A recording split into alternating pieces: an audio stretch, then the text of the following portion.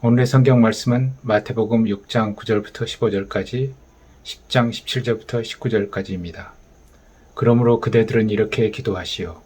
하늘에 계신 우리 아버지 이름을 거룩하게 하시오며 나라가 임하게 하시오며 뜻이 하늘에서 이루어진 것 같이 땅에서도 이루어지게 하시옵소서. 오늘 우리에게 필요한 양식을 주시옵고 우리가 우리에게 죄 지은 사람을 용서하여 준 것 같이 우리 죄를 용서하여 주시옵고 우리를 시험에 들게 하지 마시고 악에서 구하시옵소서. 나라와 권세와 영광이 영원히 아버지의 것이옵나이다. 아멘. 그대들이 남의 잘못을 용서해주면 그대들의 하늘 아버지께서도 그대들을 용서해 주실 것입니다. 그러나 그대들이 남을 용서해 주지 않으면 그대들 아버지께서도 그대들의 잘못을 용서해 주지 않으실 것입니다. 사람들 조심하시오. 그들이 그대들을 법정에 넘겨주고 그들의 회당에서 매질을 할 것입니다. 또 그대들은 나 때문에 총독들과 임금들 앞에 끌려나가서 그들과 이방 사람 앞에서 증언할 것입니다. 사람들이 그대들을 관가에 넘겨줄 때 어떻게 또는 무엇을 말할까 하고 걱정하지 마시오. 그대들이 무슨 말을 해야 할지 그때의 지시를 받을 것입니다. 아멘. 오늘은 다 알고 계시는 하나님께 드리는 기도 시리즈 네 번째 설교이고 지난 주일에 시작한 주기도문에 대한 이야기 두 번째가 되겠습니다. 지난 주일에는 마태복음의 주기도문이 들어있는 그 본문, 그러니까 산상수훈 가운데 나오는 기도문인데 마태복음 6장에 들어있죠. 그 마태복음 6장 1절이 어떤 귀절로 시작하느냐를 보면서 이 주기도문이 마태복음 안에서 어떤 문맥 안에 자리 잡고 있는지에 대해서 얘기했습니다.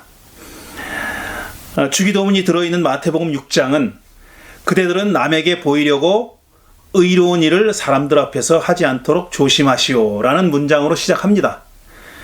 의로운 일을 남에게 보이려고 의로운 일을 사람들 앞에서 하지 말라 그랬어요. 그리고 나서 세 가지를 말씀하시는데 자선, 기도, 금식, 이 세 가지가 바로 그것입니다. 그러니까 이제부터 마태복음 6장에서 예수님이 하시려고 하는 얘기가 의로운 일에 관한 얘기라는 겁니다. 그리고 나서 자선, 기도, 금식에 대해서 얘기하니까 이 자선, 기도, 금식이 곧 예수님이 말씀하시려고 하는 의로운 일이다, 이런 얘기입니다. 우리말 성경이 의로운 일이라고 번역한 이 말의 그리스 원어는 디카이오시네라고 말씀드렸습니다. 그리고 그 단어는 히브리 말 ጼ다카 혹은 미슈파트의 번역어라고 말씀드렸죠. 그러니까 구약 성서가 미슈파트 혹은 ጼ다카라고 기록되어 있는 그 부분을 그리스 성경은 디카이오시네라고 번역한 겁니다. 이게 우리말로는 의, 정의 이렇게 번역할 수 있고 영어로는 justice라고 번역되어 있습니다. 혹은 righteousness, justice, righteousness라고 되어 있는데 우리가 한 가지 꼭 명심해야 될 것은 이건 justification, 그러니까 의롭게 되는 것, 의롭다고 인정받는 것하고는 다른 겁니다. justification은 아니에요. 그러니까 의롭지 않은데 하나님이 은총을 베풀어서, 은혜를 베풀어서 법정에서 너는 의로운 사람이다라고 판결 내려주는 건 아닙니다. 지금 여기서 얘기하는 디카이오시네는 그러니까 의로운 일이라는 건 뭐냐 하면 doing justice예요. 정의를 행하는 일, 정의를 행하는 걸 가리킵니다. 그러니까 정의를 행하는 것에 대해서 이제 예수님이 말씀하시려고 하는데 특히 마태복음 6장에서는 자선, 기도, 금식 이 세 가지에 대해서 말씀하시겠다는 얘기입니다. 우리는 흔히 이 세 가지를 개인의 경건 생활과 관련시키죠. 자선을 행하는 것도, 기도하는 것도, 또 금식하는 것도 개인의 경건, 개인의 어떤 영성을 깊게 하는 일과 깊이 관련되어 있다고 생각합니다. 그런데 예수님은 그런 말씀은 안 하시고 이게 의를 행하는 일이다, 의를 행하는 일에 속한다고 말씀하신 거예요. 우리의 생각하고는 좀 차이가 있죠. 그런 점이 눈에 띄고 또 다만 예수님은 이런 자선과 기도와 금식이라는 의로운 일을 할 때 사람들 눈에 보이지 않는 데서 하라고 말씀하셨어요. 사람들 앞에서 하지 말고 사람들이 보지 않는 데서 하라, 이렇게 말씀하신 겁니다. 아무도 보지 않는 데서 은밀하게 혹은 비밀리에 하라. 아무도 모르게 하라. 그 누구도 모르게 하라고 말씀하신 거예요. 그래야 하나님께서 인정해 주실 것이라고, 상급이 있을 거라고 그렇게 말씀하신 거죠.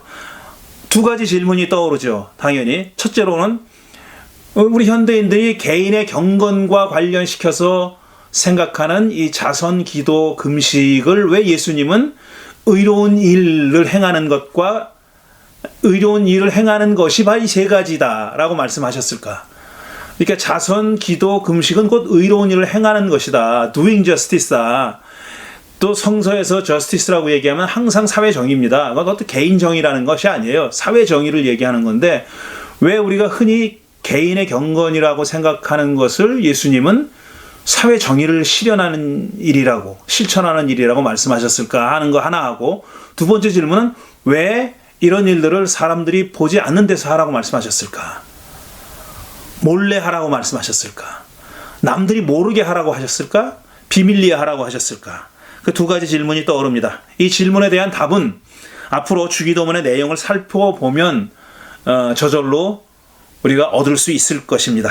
자, 오늘은 주기도문이 주어진 그 시대의 역사적 배경에 대해서 조금 얘기를 할 필요가 있습니다. 그래야 이 주기도문의 문장들의 의미를 정확하게 판단해서 파악할 수 있어요. 그 역사적 배경을 모르면은, 어떤 배경에서 이런 기도문을 예수님이 주셨는지 하는 것을 모르면은 그 문장들의 내용을 정확하게 판단할 수가 없습니다. 우리의 생각을 집어넣을 그런 위험성이 더 많죠. 우리가 이해하는 대로 제멋대로 해석할 가능성이 많은 거죠. 그런데 일반적으로 우리가 복음서를 읽으면서 예수님의 언행에 대해서 이해하려면은 그 언행에는 두 가지 역사적 배경이 있으면, 두 개의 서로 다른 역사적 배경이 있다는 사실을 염두에 둬야 됩니다. 하나는 뭐냐면 기원 후 30년경, 그러니까 예수님이 실제로 이 땅에 오셔서 활동하셨을 때를 상정해야 됩니다. 그때 예수님이 말씀하신 거로 돼 있으니까 1차적인 역사적 배경은 기원 후 30년 경이니까 그때를 염두에 둬야 되고요. 기원 후 30년 경에 예수님이 실제로 이 말씀을 했을 때, 또 이런 행동을 했을 때 그 의미가 뭐였겠느냐 하는 것을 우리가 생각해 봐야 되고요. 그 다음에 또 하나는 뭐냐면, 또 다른 역사적 배경은 복음서 기자가 그런 예수님의 언행을 자기 복음서에 담아서 기록했던 때, 그때의 역사적 배경을 또 생각해 봐야 됩니다. 학자들은 얘기하기를 마가복음은 기원 후 한 70년경에, 그러니까 예수님의 활동 시기와 한 40년의 차이가 나는 거고요. 그때 기록됐을 거라고 추측합니다. 그리고 마테오와 누가는 한 90년에서 100년 사이에, 상당히 늦죠. 그러니까 한 60년에 70년의 격차가 있는 거죠. 60년이라고 계산해 보자고요. 일찍 기록됐다고 보고, 그 다음에 요한복음은 2세기 초라고 생각합니다. 그러니까 100년이 지나서라고 생각하는 거예요. 그러니까 우리가 지금 마태복음서가 전하고 있는 주기도문을 살펴보고 있으니까 그 문장, 각각의 문장들의 배경은 예수님이 기원 후 30년경에 그 말씀을 하셨을 때는 어떤 배경에서 그 말씀을 어떻게 사람들이 들었을까 하는 거하고, 그 다음에 또 두 번째 역사적 배경은 마태가 그 주기도문을 자기 복음서에 기록했을 때, 그러니까 기원 후 한 90년경에 예수 공동체는 그런 기도문을, 예수님이 말씀하신, 가르쳐 주신 기도문을 어떻게 이해했을까 하는 두 가지의 역사적 맥락을 감안해야 된다는 얘기입니다. 한 60년이라는 시간 차이가 있는 거죠. 기원 후 30년에서 기원 후 90년이라고 보면 한 60년의 시간의 격차가 있는 셈인데, 60년이 뭐 길다면 길고 짧다면 짧은 시간입니다.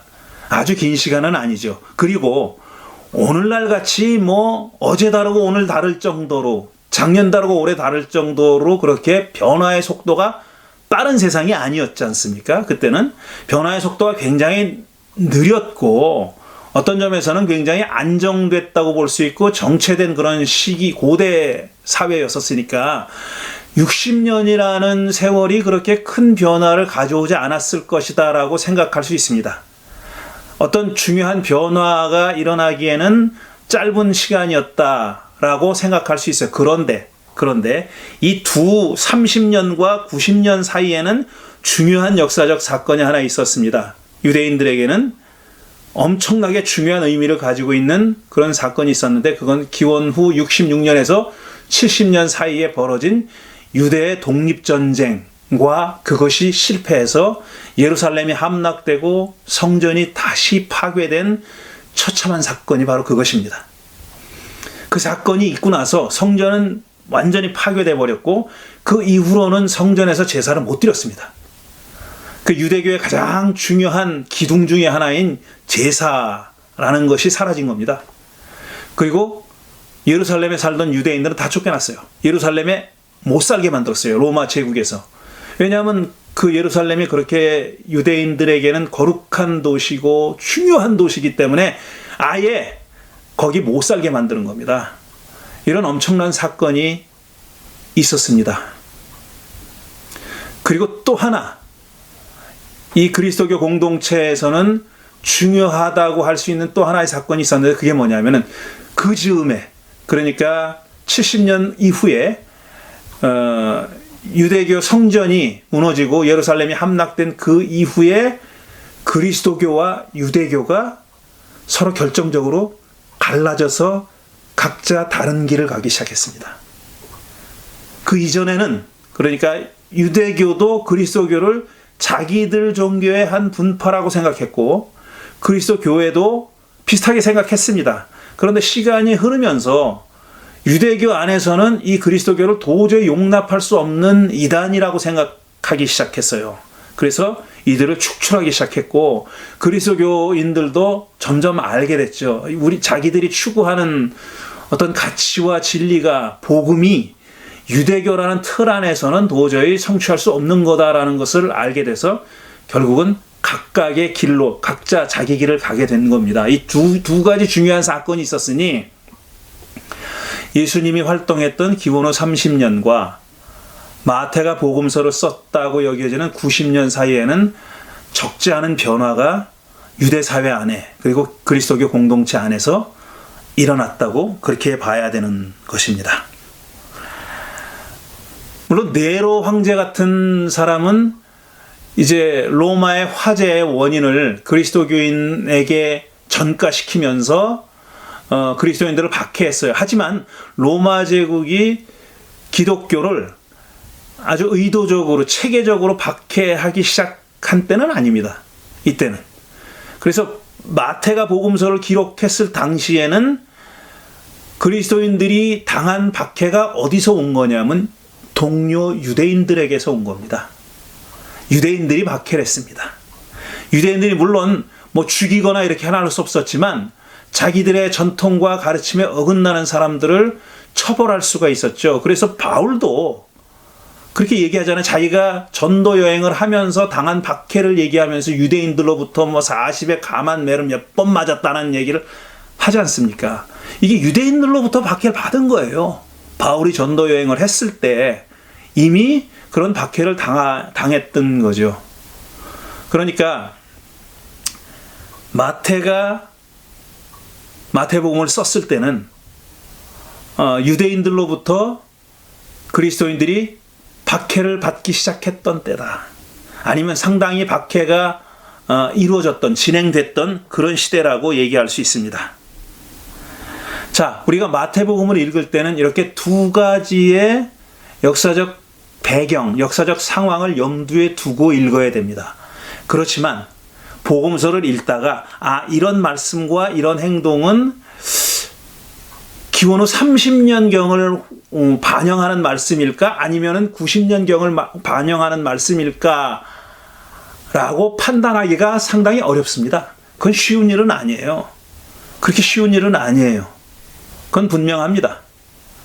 그리고 그 학자들마다 다 생각이 다를 수도 있어요. 어떤 언행을 두고 이건 예수님 시대에 실제로 이렇게 했을 것이다 라고 보는 사람도 있고, 그 다음에 또 이거는 마태가 예수님의 행동을 자기 나름의 방식으로 자기 상황에 맞게 해석을 한 거다, 이렇게 주장하는 사람들이 있습니다. 똑같은 사건을 두고 그렇게 주장하는 사람들이 갈리는 걸 보면은 이 둘 사이에서 판단을 정확하게 내리는 일은 참 어려운 일입니다.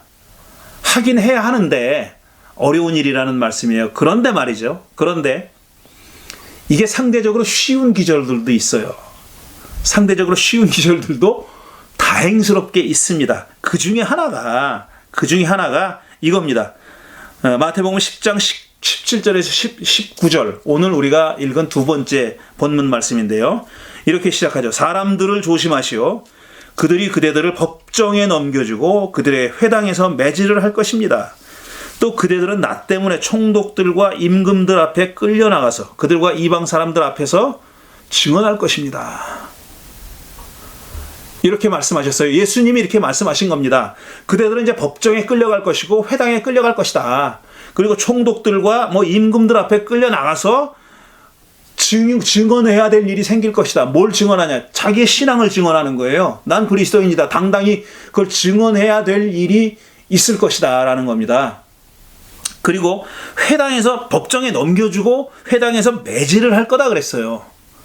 회당에서 매질을 할 거다. 그러니까 박해를 받는 겁니다. 자, 여기서 법정은 로마의 법정, 빌라도의 법정 이런 게 아니라 유대인들의 법정을 가리킵니다. 유대인들의 법정을 가리키는 거예요. 유대인들은 로마 제국의 허가를 받아서 작은 일들, 어떤 큰 반역을 일으키거나 아니면 결정적으로 로마 제국에 위협이 되는 어떤 사람에 대한 재판은 다 로마가 관할하고 있었지만 이 유대 공동체 안에서 벌어지는 작은 일들에 대한 관할권은 유대인들에게 넘겨줬어요. 그게 기원 후 70년, 그러니까 예루살렘 성전이 파괴되고 예루살렘이 함락되기 전에는 그걸 했던 가장 최고의 기관이 산헤드린이었죠. 예수님이 그 산헤드린에 가서 처음 재판을 받으신 겁니다. 두 번째 재판은 빌라도의 법정에서 받으셨지만 그들이 산헤드린에서 자기들이 사용할 권한이 없다는 걸 알고 빌라도의 법정에 넘긴 거 아니에요. 근데 산헤드린은 최고 법정이고 그 다음에 도시와 촌락마다 그런 크고 작은 법정들이 있었어요. 그러니까 유대교 랍비들이나 리더들이 바리새파 사람들이 율법 학자들이 관할하는 그런 그 자치권을 행사하는 그런 법정이나 또 회당 같은 데가 있었다라는 거예요. 이런 데 끌고 갈 것이다 이겁니다. 유대인들이 그대들을 법정으로 끌고 갈 것이고 회당에서 매질을 할 거라 그랬어요. 법정으로 끌고 가서 장난하는 게 아니죠. 재판할 거라는 겁니다. 거기서 재판을 할 거다. 그리고 당신들은 유죄 판결을 받을 거다라는 말이 암시돼 있죠. 그런 내용이 유죄 판결을 받을 거고 매질을 당할 거고 박해를 당할 거다. 이런 말이 암시돼 있는 겁니다. 그런데 말이죠. 예수님이 사셨던 기원 후 30년경에는 예수님과 그의 공동체가 이런 일을 당하지 않았습니다.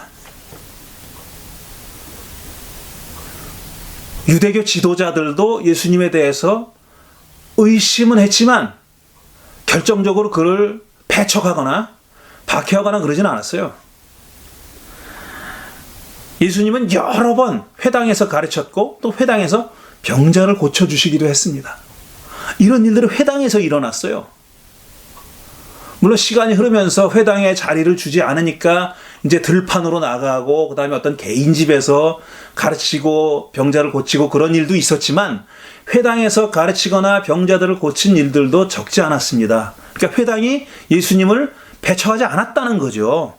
누가복음 4장을 보면은 예수님이 처음으로 하나님 나라 복음을 선포하신 일이 있잖아요. 그게 어디서 이루어졌느냐 하면 회당에서 이루어졌습니다. 주의 영이 내게 내리셨습니다. 주께서 내게 기름을 부으셔서 가난한 사람들에게 기쁜 소식을 전하게 하셨습니다. 라고 시작하는 그 예수님의 하나님 나라의 첫 선포, 하나님 나라의 첫 복음 선포가 어디서 이루어졌냐면 회당에서 이루어졌다 그랬어요. 회당입니다. 회당에서 이루어졌어요. 그 다음에 요한복음 18장을 보면 또 이런 말씀도 있어요. 예수님은 자신을 신문하는 산헤드린 회원들에게 이렇게 말씀하십니다. 나는 드러내놓고 세상에 말하였어. 언제나 나는 모든 유대 사람이 모이는 회당과 성전에서 가르쳤으며 아무것도 숨어서 말한 것이 없어. 그런데 어찌하여 나에게 묻는 거요? 내가 무슨 말을 하였는지 들은 사람들에게 물어보면 알 거 아니요. 이렇게 말씀하세요. 예수님은 회당이나 심지어는 성전에서 가르치셨다고 했어요. 그것도 공개적으로.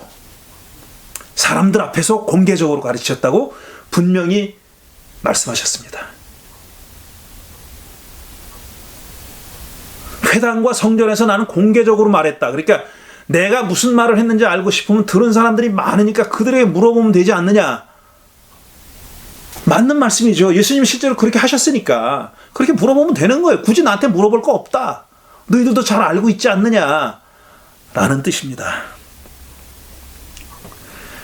이런 예수님이 회당에서 가르치셨고 심지어 성전에서 가르치셨고 공개적으로 모든 일을 행동하셨던, 가르치거나 병자를 고치거나 귀신을 내쫓거나 대부분의 일들을 다 공개적으로 행하셨던 예수님이 지금 마태복음 6장에서는 당신의 제자들에게 자선도 사람들 안 보는 데서 하시오.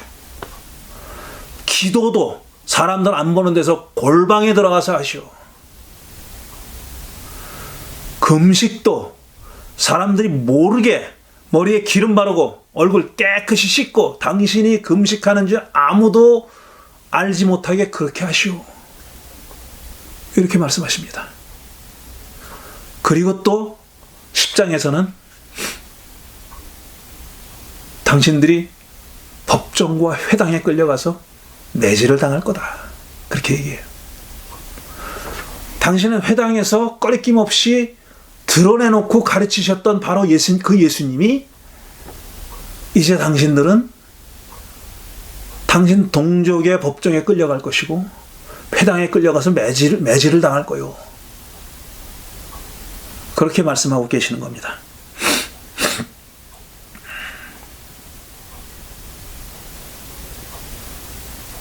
어느 정도 드러나죠. 왜 그러셨는지. 왜 자선과 기도와 금식을 사람들 보이지 않는 데서 하라 하셨는지, 왜 오른손이 하는 것을 왼손이 모를 정도로 그렇게 은밀히 하라고 하셨는지, 왜 골방에 들어가서 문을 닫고 은밀히 계시는 하나님께 기도하라고 그렇게 가르치셨는지 하는 것이 좀 짐작이 되지 않습니까? 그러니까 예수님은 이런 자선과 기도와 금식 같은 것들도 그대들이 사람들이 보는 데서 사람들이 알게 했다가는 매질을 당할 거다라고 말씀하신 겁니다. 그렇게 했다가는 박해를 받을 거다. 그러니까 은밀하게 하라고 그렇게 말씀하신 거예요. 자선을 하는데 왜 박해를 받지? 아니, 기도를 하는데 왜 박해를 당하지? 금식을 하는데 왜 매질을 하지? 이런 생각이 들죠. 왜 한답니까? 그게 뭐 그 사람들한테 무슨 해를 주는 일도 아닌데 왜 그런 자선과 기도와 금식이 매질당한 일이냐고, 박해를 당해야 하는 일이냐는 거죠. 그 이유가 있습니다. 자, 하루는 세베대의 아들들의 어머니가 아들들과 함께 예수께 와서 이렇게 청했죠. 나의 두 아들을 선생님의 나라에서 하나는 선생님의 오른쪽에 하나는 선생님의 왼쪽에 앉게 해주십시오. 이렇게 부탁했습니다. 오른쪽과 왼쪽에 앉게 해달라고. 그랬더니 예수님이 그대들이 지금 뭘 구하는지 모르고 하시는 거예요. 무슨 뭘 구하는지도 모르고 하는 얘기인데 그대들은 내가 마시는 잔을 마실 수 있어? 이렇게 물어봅니다. 그랬더니 이 무슨 뜻인지도 모르고 이 사람들은, 그러니까 어머니와 세베대의 아들들의 어머니와 그 두 아들들은 우리가 할 수 있습니다라고 큰 소리를 쳤어요. 할 수 있죠. 뭐 마시는 잔이야 왜 못 마셔? 그게 뭐 독배도 아닌데 왜 못 마시겠어요? 독배라도 마실 판이야. 이러면서 얘기한 거예요. 그랬더니 예수님이 내 잔을 그대들이 마실 것이요. 하지만 내 오른쪽과 왼쪽에 누가 앉을지는 아버지께서 결정하시는 일이요. 내가 할 수 있는 것이 아니고 아버지께서 결정하시는 일이요. 이렇게 말했어요. 그런데 나머지 10 제자들이 그 얘기를 듣고 화가 났죠. 분노했죠. 그러자 예수님이 그들을 다 모아놓고 전체를 다 모아놓고 이렇게 말씀하십니다. 그대들이 아는 대로 민족들을 통치하는 사람들은 그대들을 마구 누르고 고관들도 쇄도를 부립니다. 그러나 그대들끼리는 그렇게 해서는 안 됩니다. 그대들 사이에서 위대하게 되고자 하는 사람은 누구든지 그대들을 섬기는 사람이 되어야 하고, 그대들 가운데서 으뜸이 되고자 하는 사람은 그대들의 종이 되어야 합니다. 이렇게 얘기했어요. 민족을 통치하는 사람들은, 지금 통치자들은 마구 짓누르고 폭력을 행하고 쇄도를 부린단 말이야. 그들은 그런 방식으로 지배한다. 그런 방식으로 통치하고 지배하고 억누른다. 찍어 누른다. 폭력적으로 지배하고 통치한다. 하지만 그대들 가운데서는 그러면 안 된다. 위대하게 되고자 하는 사람은 섬기는 사람이 되어야 하고, 으뜸이 되고자 하는 사람들은 종이 되어야 된다. 라고 말씀하셨어요. 이 말씀을 흔히 우리 기독교인들이 좋아하는 말씀이죠. 근데 실제로 이렇게 하고 있지는 않아요. 그냥 신용만 하는 거죠. 높임 받은 건 다 받으면서 지가 종이래. 또 종이라는 소리 듣기 싫어가지고 종님이래, 종님. 세상에 종님이란 말이 어디 있어요? 종은 낮추는 말입니다. 거기다 님자로 붙이는 게 어디 있어요? 아니, 세상에 새파란 목사가 연세 많으신 권사님들을 그렇게 부려먹으면서 지가 종이래.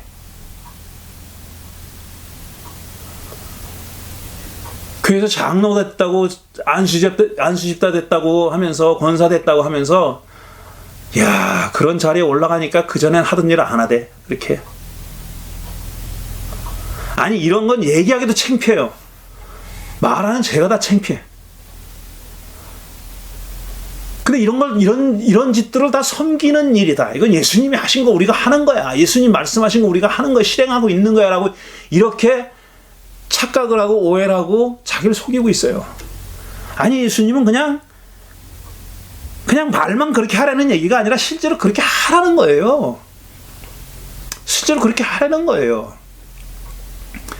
근데 왜 위대하게 되고자 하는 사람은 섬겨야 되고, 으뜸이 되고자 하는 사람은 종으로 섬겨야 되느냐, 종이 되어야 하느냐 하면은, 이게 겸손하라는 뜻으로 우리가 알아듣잖아요. 대부분. 저도 그렇게 오랫동안 그렇게만 생각해 왔어요. 아, 이거 겸손하라는 뜻이로구나. 겸손하라는 뜻이로구나. 겸손해야지. 제가 겸손이 약하잖아요. 여러분도 다 아시다시피. 노력을 하는 겁니다. 노력을 하는데도 이 모양밖에 안 돼서 죄송하지만, 겸손하라는 말로만 알아들었는데 그게 아니에요. 저는 이 자선과 기도와 금식에 관해서 말씀하신 맥락과 일맥상통한다고, 그건 똑같은 얘기라고 생각합니다.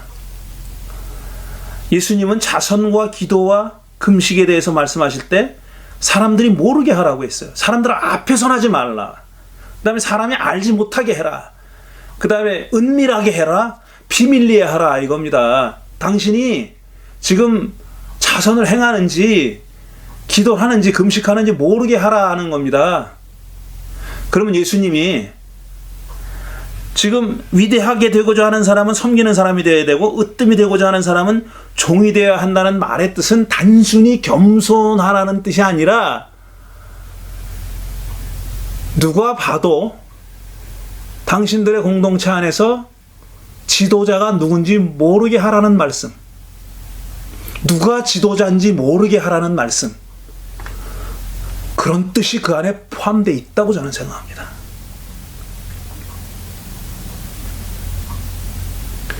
그리고 이렇게 말씀하신 상황은 예수님이 그 말씀을 하셨던 30년대를 반영한다기보다는 마태의 예수 공동체가 처해 있던 기원후 90년, 이제 바야흐로 본격적으로 박해가 시작되어서 예수 공동체 사람들이 모이는 일을 비롯해가지고 자기 정체를 드러내지 않고 모든 것을 비밀리에 했어야 하는 그런 상황을 반영하고 있다고 저는 그렇게 추측합니다.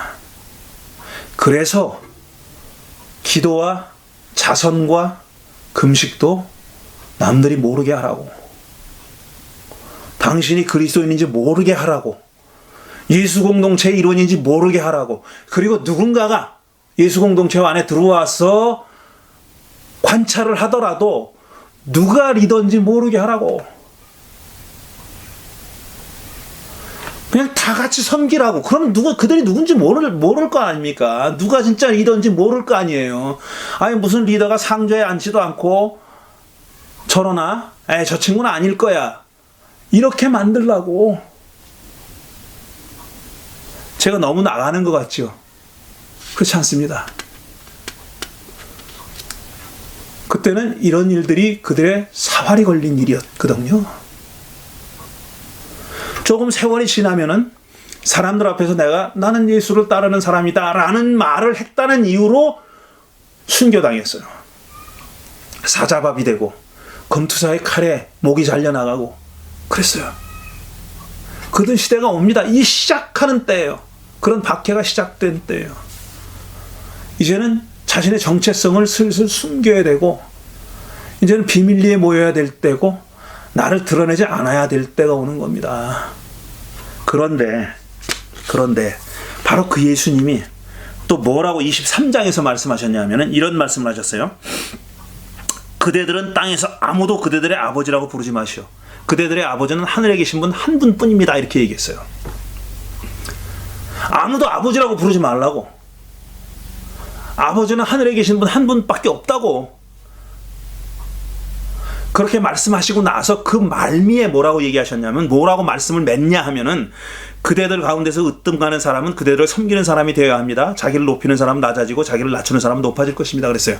그 앞에 이 사람들이 이제 세상의 통치자들은 그대를 찍어 누를 겁니다. 그리고 박해를 할 겁니다. 매제를 할 겁니다. 이렇게 다 이런 말씀을 하시고 나서 맨 말미에 하신 말씀과 똑같은 말씀을 하신 거예요. 아무도 세상 땅 위에 있는 사람은 아버지라고 부르지 말라고. 아버지는 하늘에 계신 분, 그분 한 분밖에 안 계시다고. 그렇게 말씀하시고 나서 섬기는 자 얘기를 또 하셨어요.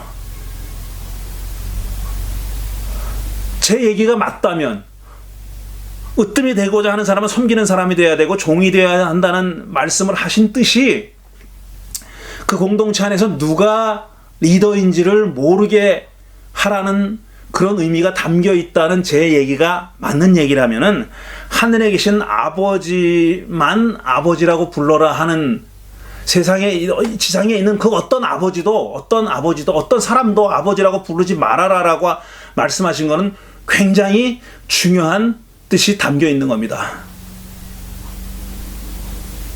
그건 왜 그랬냐면은,